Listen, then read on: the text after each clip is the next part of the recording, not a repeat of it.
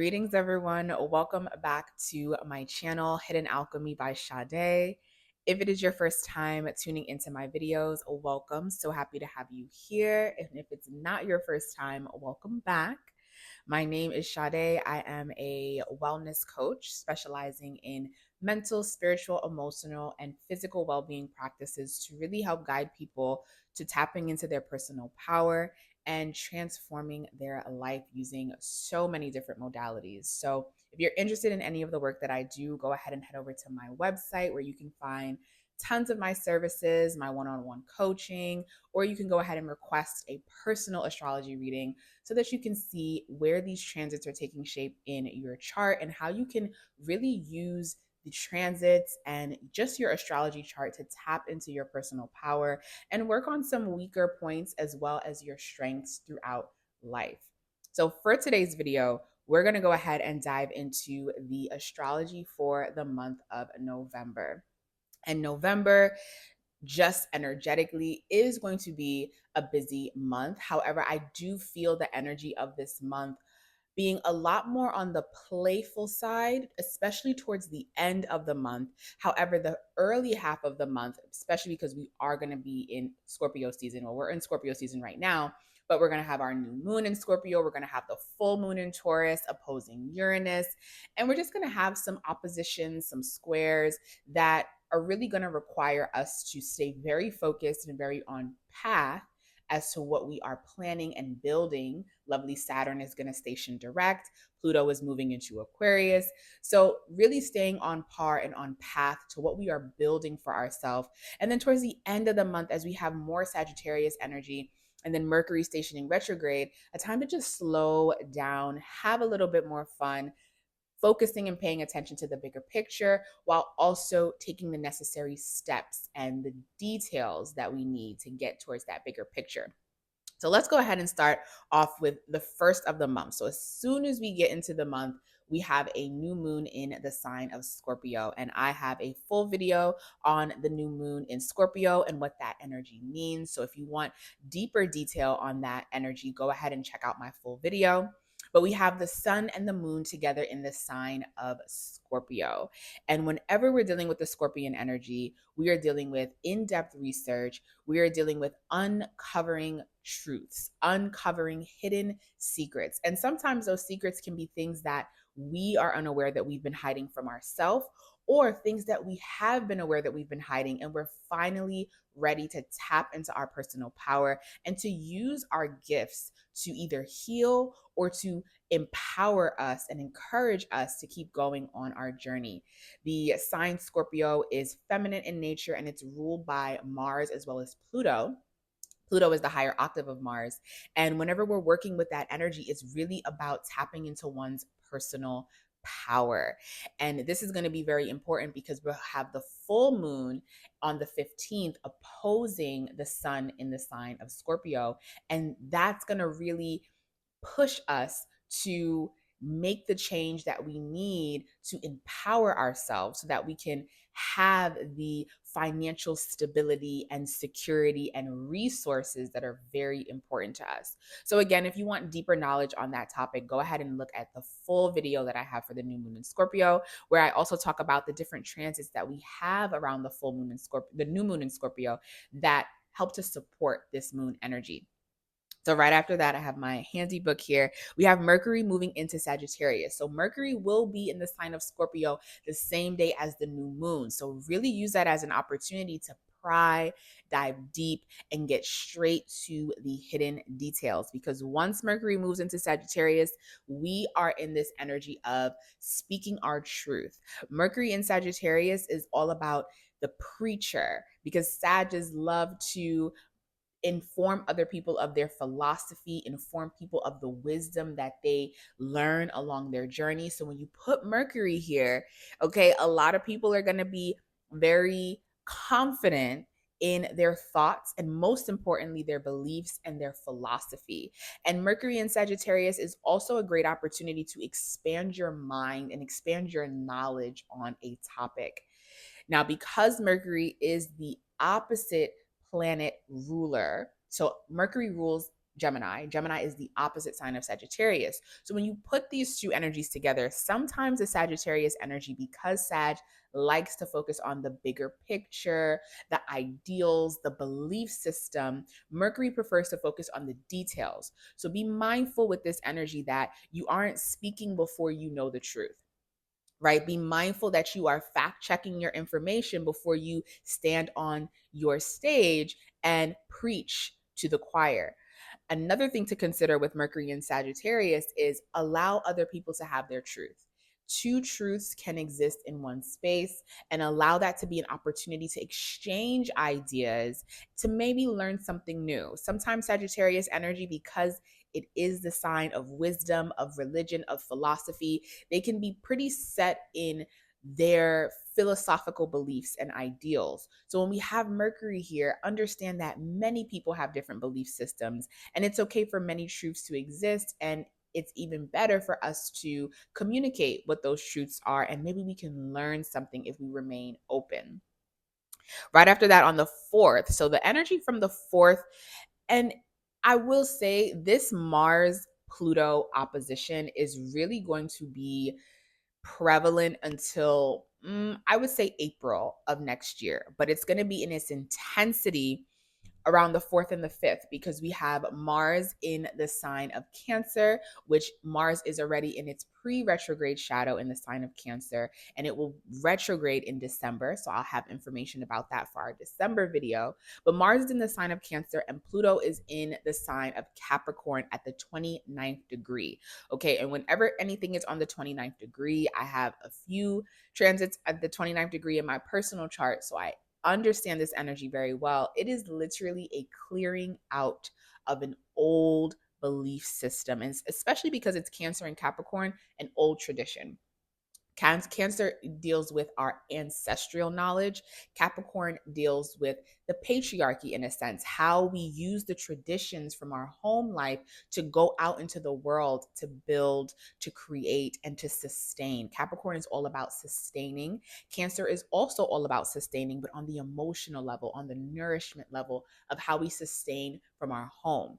Now, when we have Mars opposing Pluto, okay, remember I said before that Pluto is the higher octave of Mars.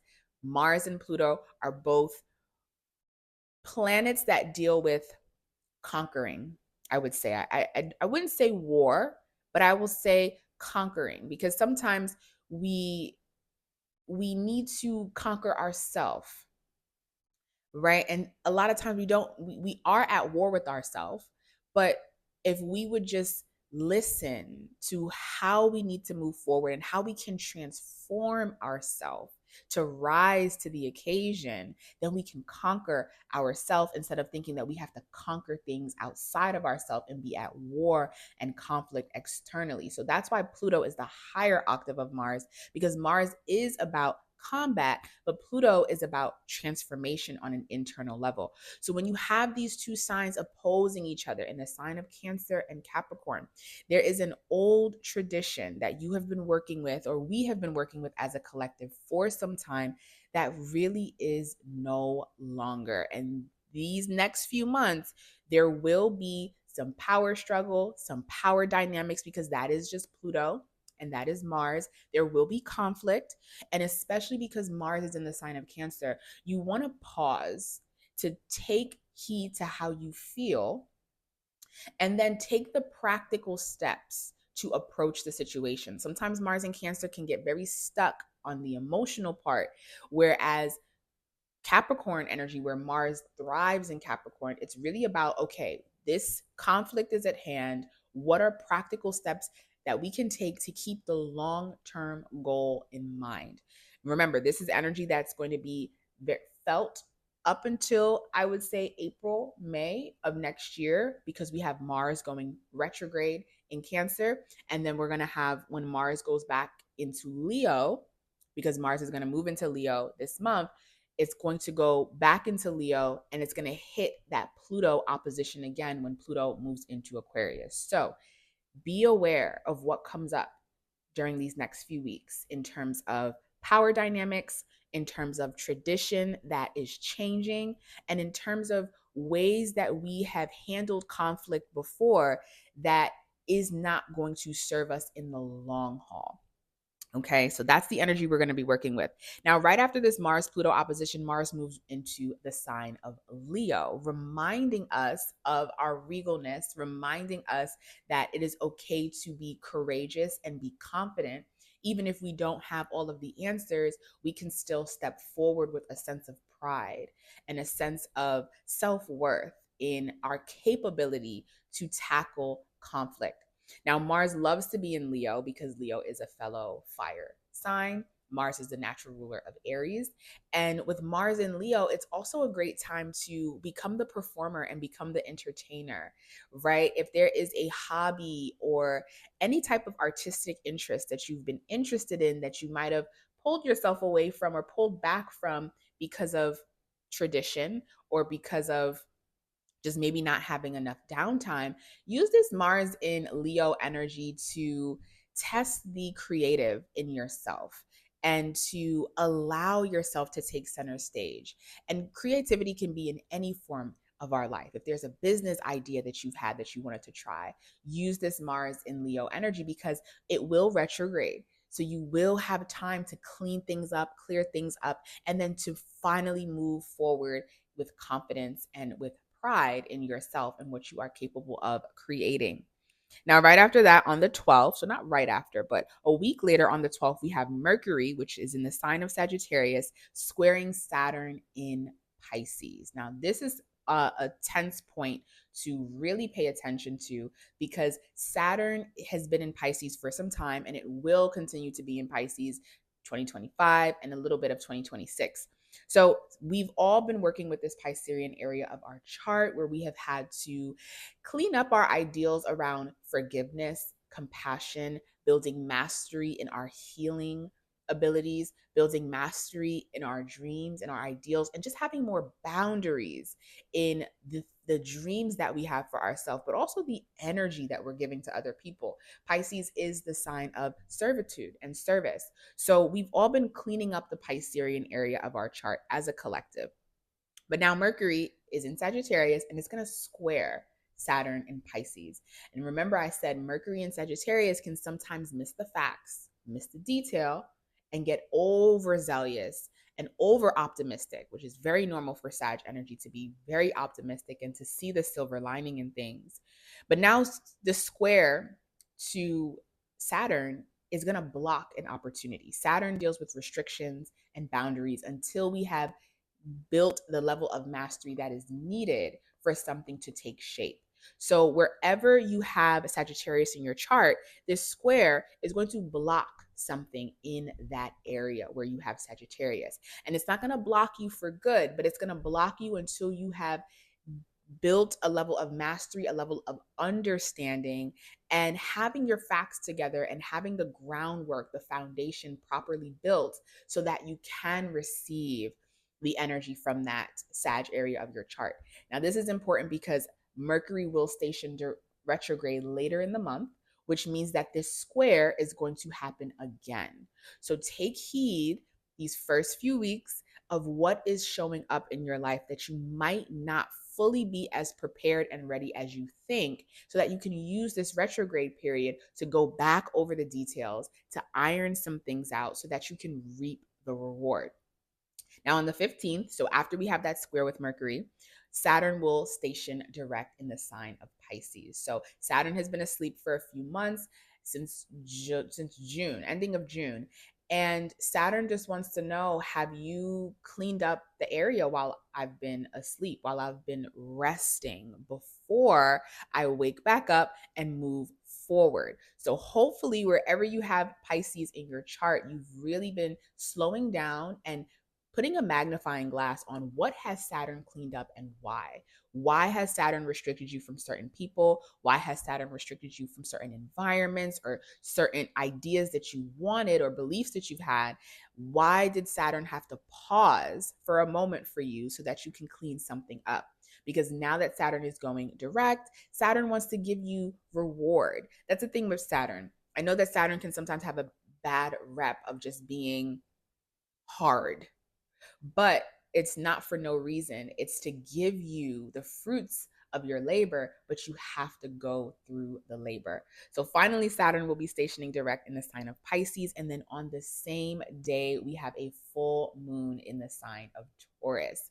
Now, this full moon in the sign of Taurus is going to make a conjunction to Uranus that has been in Taurus for some years, and it will oppose the sun in Scorpio. Now, the reason this is important is because these are two fixed energies going through a Uranus transit. Uranus is the natural ruler of Aquarius, and Uranus rules drastic change that pushes us forward towards the future. Uranus is all about where are we heading as a collective and what do we need to get rid of, or what do we need to go through currently so that we can be prepared for future endeavors. Uranus is also that planet of, I like to call it, it's like a spiritual awakening, because Uranus can really give you, if you allow the energy to, downloads and inner knowings of things that you might not have known before, or you might not have thought about before. And then Uranus comes in and gives you this genius idea. Now, because this genius idea is kind of random, you have the decision to either follow suit with it or to discredit it.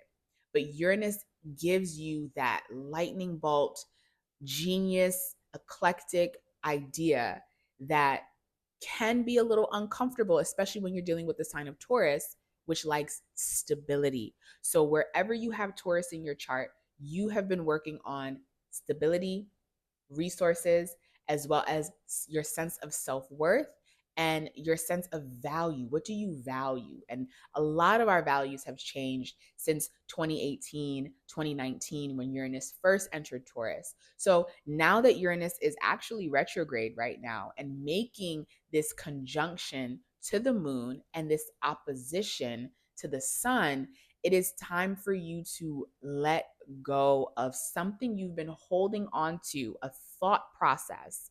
Okay, it could be a thought process, it can be a physical thing because Taurus rules our five senses, but there's something that has been giving you security that is no longer relevant for where you are going. And whenever we're dealing with Uranus energy, Uranus likes to, it's Aquarian, right? Uranus likes to get rid very quick. So if you are still holding on, and if you have any degree close to the 23rd degree, I would say the 19th degree all the way to the 29th degree, if you are around Taurus in that area of degrees, then there is a final reckoning that you know on an internal level that you are ready to let go of for the sake of your survival. That is Scorpio, ruled by Mars.